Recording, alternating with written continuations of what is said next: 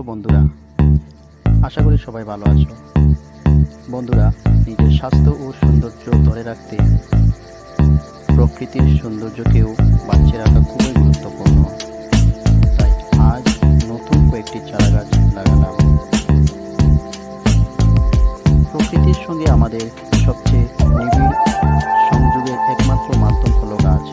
বন উজাড় করা জটিল, কিন্তু একটি গাছ লাগানো সহজ। একটি গাছ একটি প্রাণ। যে একটি গাছ লাগালো সে একটি আশা তৈরি করলো। তাই গাছের মতো হোক, যে তার শাখা কেটে দেয়, গাছ তাকেও ছায়া দেয়। সবাই মিলে গাছ লাগাও, প্রাণ বাঁচাও।